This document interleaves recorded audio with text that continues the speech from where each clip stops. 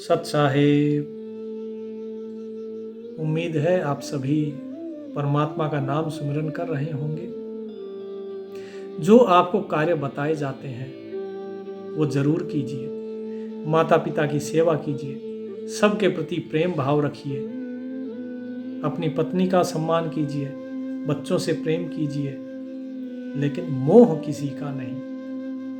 मोह और प्रेम में बहुत कम अंतर होता है, बहुत बारीक दीवार होती है। जैसे अभी साहिब ने जो कि पिछली जो सत्संग की वीडियो थी उसमें बताया, एक बांका पर्दा था, बहुत बारीक पर्दा, और वो पर्दा किसका है? माया का। उस माया के कारण अज्ञान हो जाता है। इसी प्रकार जो मोह और प्रेम है, इसके बीच में बहुत बारीक पर्दा होता है, क्योंकि प्रेम में सब कुछ स्पष्ट नजर आता है। प्रेम में केवल आनंद और सुख होता है, लेकिन मोह में व्यक्ति को सामने वाले के दोष दिखाई नहीं देते, उसकी गलती भी दिखाई नहीं देती है। हम क्या कर रहे हैं, हमें अपनी गलतियां नहीं दिखाई देती हैं, और नतीजा कि हम उस मालिक से बिछड़ जाते हैं। अब यही चीज आगे साहिब क्या कहते हैं। अब ये तो बताया साहिब ने कि वो मालिक जो है वो मेरा बाल स्नेही जो है, वो आदि अंत का जो मेरा मित्र है, वो बाहर नहीं है, वो संतों के अंदर है। संतों ने उसे अपने अंदर पाया है, बाहर नहीं पाया। अब आगे साहिब क्या कहते हैं, बिरछा पूछे बीज को, बीज वृक्ष के माहे, जीव जो ढूंढे ब्रह्म को, ब्रह्म जीव के पाए। अब देखिए क्या कह रहे हैं कि वृक्ष जो है वो बीज को पूछता है, अर्थात बीज को जानना चाहता है कि मैं किस बीज से उत्पन्न हुआ हूं, लेकिन वो बीज कहां है? वो उसी वृक्ष के हर फल के आगे, हर जगह उसमें वो बीज है। वो तो उसके अंदर है, बाहर नहीं है। लेकिन वृक्ष कहां ढूंढ रहा है? वृक्ष उसे बाहर ढूंढ रहा है। बाहर कहां तक ढूंढेगा? जड़ में जाएगा भाई, तने से होते हुए जड़ तक जाएगा, लेकिन वहां पर वो बीज तो है नहीं। उस बीज ने तो पूरे विशाल वृक्ष का रूप ले लिया, और उसी वृक्ष पे फिर बीज आ गए, है कि नहीं? तो जिस बीज को वो बाहर ढूंढ रहा है, वो बीज उसी के अंदर है। इसी प्रकार कह रहे हैं कि जो जीव जो है, ये इस ब्रह्म को ढूंढ रहा है बाहर, लेकिन ब्रह्म तो इस जीव के पास ही है। वो तो अलग हुआ ही नहीं कभी। किसे मिलोगे, किसको ढूंढोगे जब वो तुम्हारे पास ही है, तुम्हारे अंदर ही है, तो ढूंढना किसको है? अभी जो लोग बोलते हैं ना, उन्होंने ये साखी नहीं पढ़ी, जो कहते हैं ये सतगुरु है, वो काल है, ये फलाना है, ये ढिमका है, ये ऐसे है, ये वैसे है। जरा इस साखी को पढ़िए तो पता लग जाएगा क्या है। सब कुछ यही है, लेकिन हमें कहानी बता दी गई और लोग उस कहानी में उलझ गए। उस कहानी को ही सत्य मान बैठे, उसका सार कोई नहीं बताता, सार कबीर साहिब बताते हैं। इसलिए इस चीज को समझिए। क्या कह रहे हैं कि डाल जो ढूंढे मूल को, डाली जो है पेड़ की, वो किसको ढूंढती है? जड़ को। डाल जो ढूंढे मूल को, मूल डाल के माहे, मूल डाल के माहे, आप को सब चले, कोई मिले मूल से ना है। कि जो डाली होती है ना, मान लीजिए ये वृक्ष है और ये डालियां हैं, ये जो डालियां हैं ये ढूंढना चाहती हैं अपनी जड़ को। अब वो जड़ को जो ढूंढना चाह रही हैं, ये बाहर देख रही हैं, बाहर तो कहीं नहीं, बाहर तो डालियां ही दिख रही हैं, वो जड़ नहीं दिखती है इसको। लेकिन वो जड़ कहाँ है? वो जड़ अगर देखेंगे तो नीचे से ऊपर तक तने के रूप में आते हुए सब कुछ इसके अंदर है, वो सब अंदर ही है। तो सब आप को सब चले, सब अपने अपने में चल रहे हैं, अलग अलग टहनियां, ये सब अलग अलग चल रही हैं।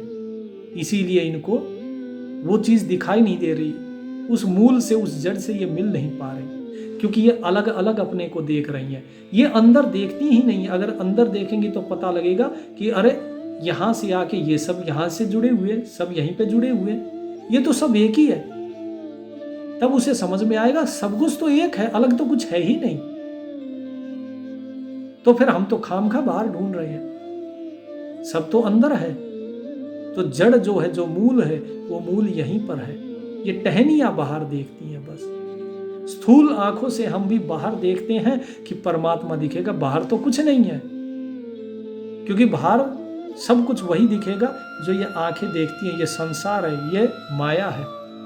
जैसे ही अंदर देखा तो माया खत्म।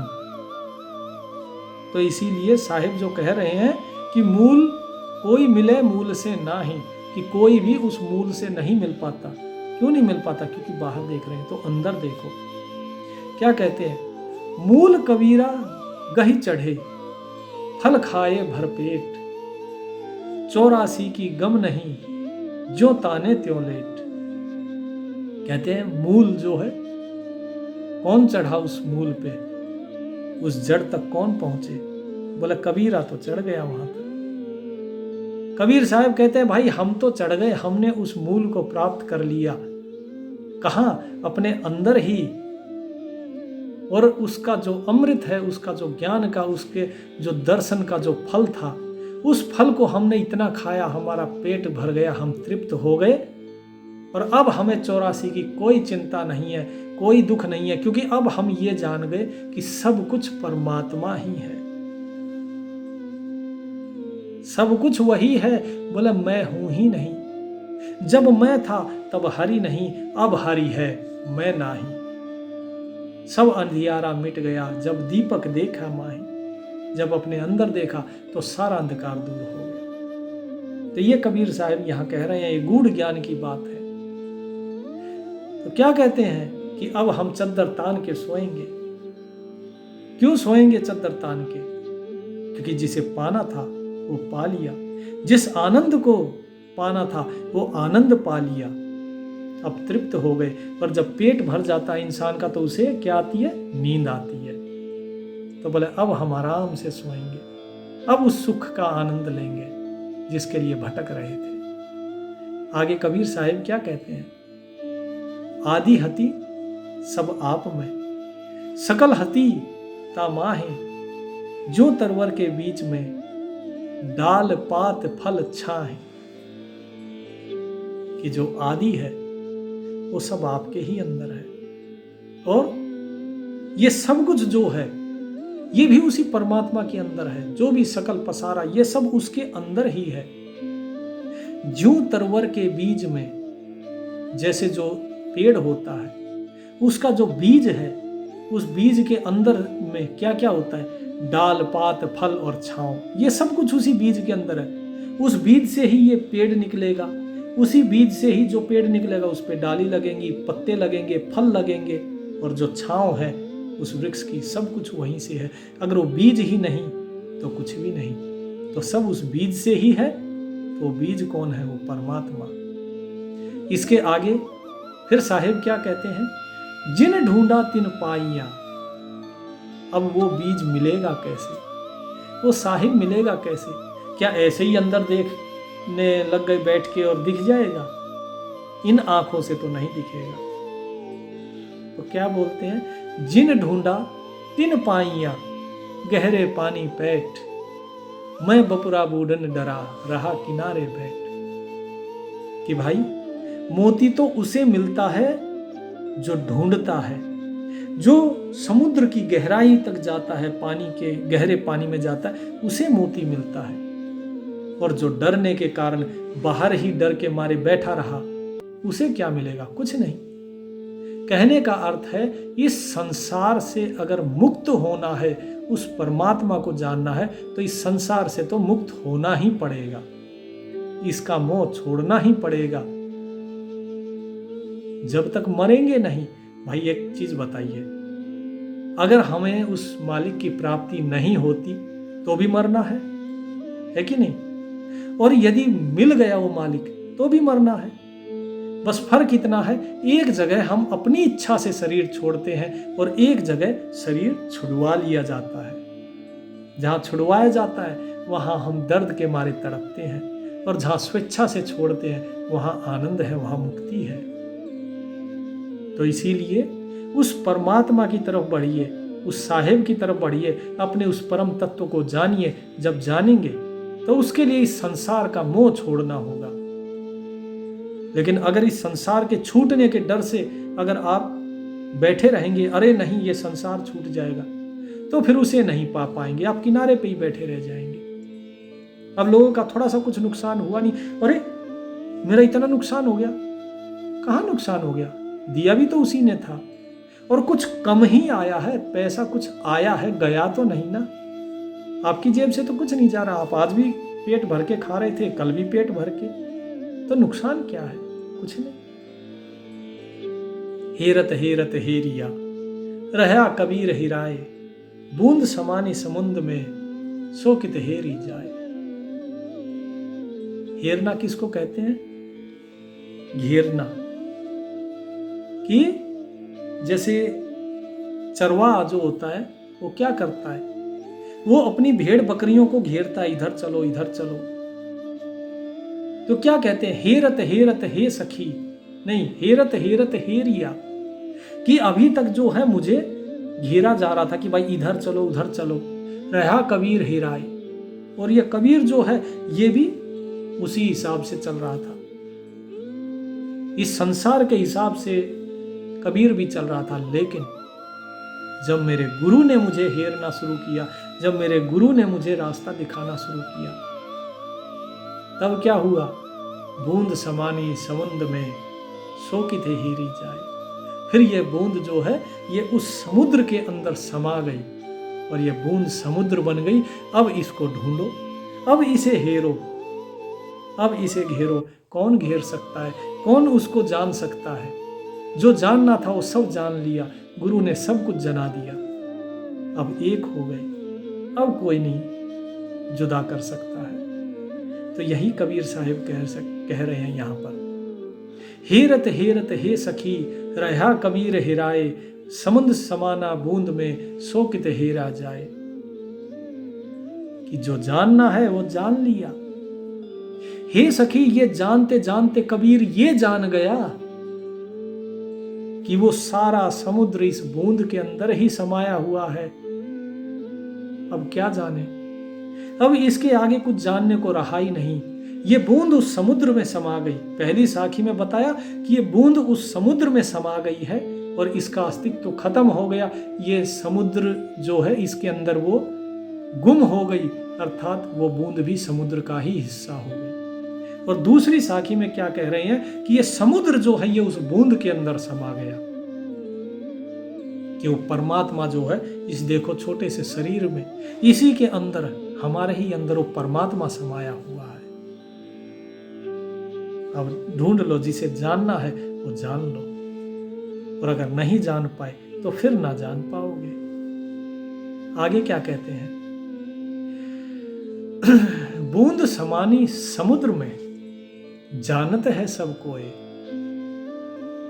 बूंद समानी समुद्र में यह जाने सब कोई, और समुद्र समाना बूंद में बूझे बिरला कोई। कि भाई बूंद समुद्र के अंदर गिरी, उसमें समा गई। ये तो ये सारा संसार जानता है कि बारिश होती है, बूंद गिरती है, समुद्र में समा जाती है। लेकिन समुद्र बूंद के अंदर समा जाए, ये तो कोई बिरला ही जान सकता है। इस बात को, इस रहस्य को कोई ज्ञानी ही बता सकता है। ये सब के बस की बात नहीं है। तो देखिए साहिब जो है यहाँ पर कितना गूढ़ ज्ञान बता रहे हैं। और ये तब होता है जब आपको ऐसा गुरु मिले, नहीं तो वहीं भटकते रह जाओगे। हाँ जी, ये पोथी पढ़ लो, ये पुस्तक पढ़ लो, वो ग्रंथ पढ़ लो, उसके बाद क्या? पढ़ लिया ग्रंथ, बैठ गए जी, अब मिलना तो कुछ है नहीं, क्योंकि उसके आगे कुछ बात तो है नहीं। कितनी कहानियां पढ़ लो। इसीलिए साहिब ने बोला था ये सब जो है पोथी पत्र ये सब छोड़ दो। क्या कहा? यही तो कहा, पोथी पढ़ पढ़ जग मुआ, पंडित भया न कोय, और ढाई आखर प्रेम का, पढ़े सो पंडित होए। कि भाई 2.5 अक्षर प्रेम के पढ़ लो, वही पंडित है। बाकी ये पोथियां पढ़ पढ़ के तो सारा जग मर गया, कोई पंडित नहीं हुआ। पंडित होता है अनुभव से।